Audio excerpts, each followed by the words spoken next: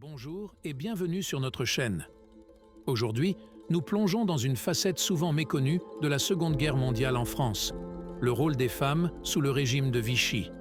Entre soumission, résistance et collaboration, leur histoire est celle d'une période complexe et troublée. Abonnez-vous et activez les notifications pour ne pas manquer nos futures vidéos.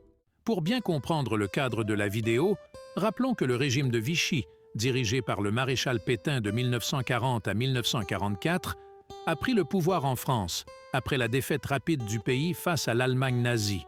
Ce régime, qui a collaboré avec l'occupant, a promu une politique de révolution nationale visant à restaurer les valeurs traditionnelles, notamment en redéfinissant le rôle des femmes dans la société. Mais quelle était la réalité de ces politiques et comment ont-elles influencé la vie quotidienne des femmes françaises ? Le régime de Vichy a encouragé les femmes à se consacrer à leur rôle de mères et d'épouses, idéalisant la figure de la femme au foyer comme pilier de la famille et de la nation. Des affiches de propagande aux articles de presse, la femme était représentée comme la gardienne des valeurs traditionnelles. Cependant, cette vision idéalisée était souvent en décalage avec la réalité économique et sociale où de nombreuses femmes devaient travailler pour subvenir aux besoins de leur famille, surtout avec les pénuries de guerre et l'absence des hommes partis au front ou prisonniers de guerre. En parallèle à cette vie domestique imposée, certaines femmes ont choisi de rejoindre la résistance, risquant leur vie pour lutter contre l'occupation allemande et le régime de Vichy. Ces résistantes participaient à des missions périlleuses, espionnage, distribution de tracts clandestins et aide aux Alliés. En contraste, d'autres femmes, séduites par les promesses de sécurité ou de pouvoir, ont collaboré avec le régime, participant parfois activement à ses pires excès. Le régime de Vichy n'a pas seulement tenté de confiner les femmes à la sphère domestique à travers la propagande, mais aussi par des lois concrètes. Des restrictions d'emploi au règlement sur la garde des enfants en cas de divorce. Les droits des femmes ont été significativement réduits. Voici les lois portant atteinte aux droits des femmes, à l'origine du régime de Vichy. 11 octobre 1940, interdiction d'embauche de femmes mariées dans les services de l'État, les collectivités locales ou territoriales. Obligation pour les femmes de plus de 50 ans de prendre leur retraite. 15 février 1941, augmentation du taux des allocations familiales qui passe de 20% à 30% du salaire départemental à partir du 3e enfant. 29 mars 1941. L'allocation de mère au foyer est transformée en allocation de salaire unique et étendue aux femmes d'artisans et d'agriculteurs. 15 février 1942. Loi faisant de l'avortement un crime contre la sûreté de l'État. 2 avril 1941. Loi interdisant de divorcer avant un délai minimum de 3 ans de mariage. Restriction des causes de divorce. 23 juillet 1942. L'abandon de foyer n'est plus une faute civile, mais une faute pénale. 23 décembre 1942. Loi protégeant la dignité du foyer loin duquel l'époux est retenu par suite des circonstances de guerre. Ces lois reflétaient et renforçaient l'idéologie conservatrice du régime, affectant profondément la vie des femmes et leur statut dans la société. Sous le régime de Vichy, les pressions économiques et les absences prolongées des hommes, partis au front ou prisonniers, ont mis les relations conjugales à rude épreuve. Beaucoup de couples ont dû naviguer entre le maintien de la fidélité et la gestion de l'absence, parfois pendant de longues périodes.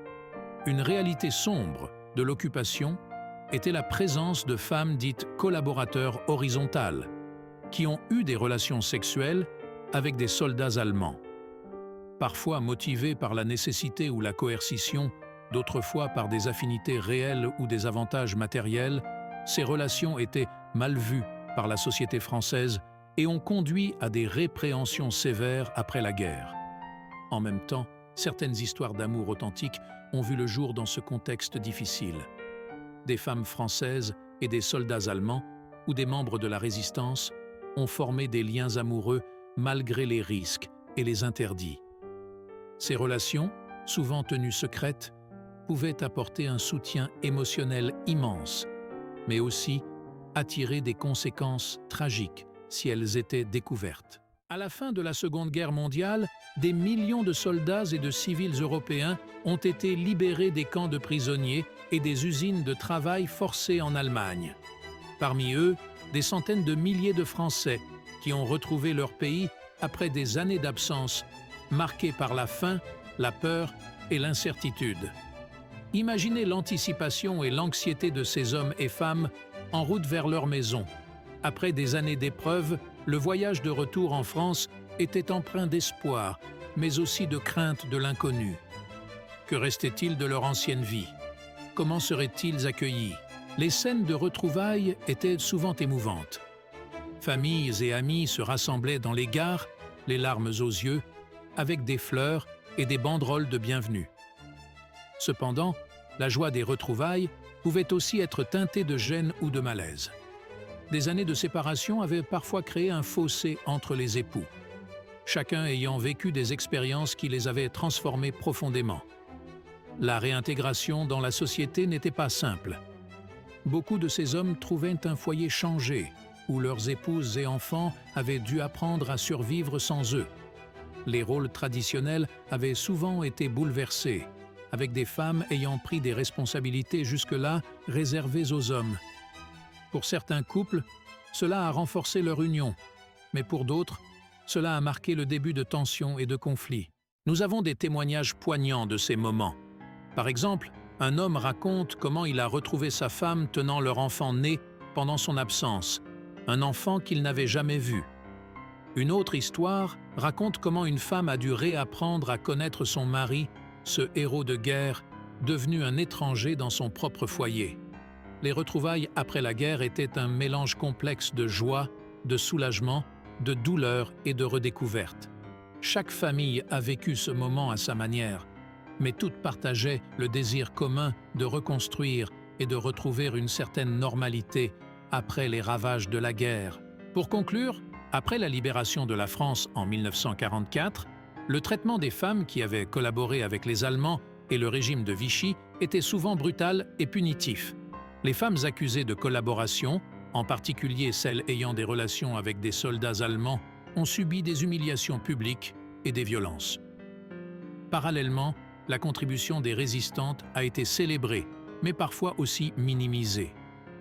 Les femmes, sous le régime de Vichy, ont navigué dans un paysage complexe de contraintes, de dangers et de choix moraux. Merci d'avoir regardé cette vidéo. Si vous l'avez trouvée intéressante ou si elle vous a donné matière à réflexion, n'hésitez pas à liker, partager et commenter. Votre soutien nous aide à continuer le développement de la chaîne. Abonnez-vous pour plus de contenu et à bientôt pour une nouvelle plongée dans l'histoire.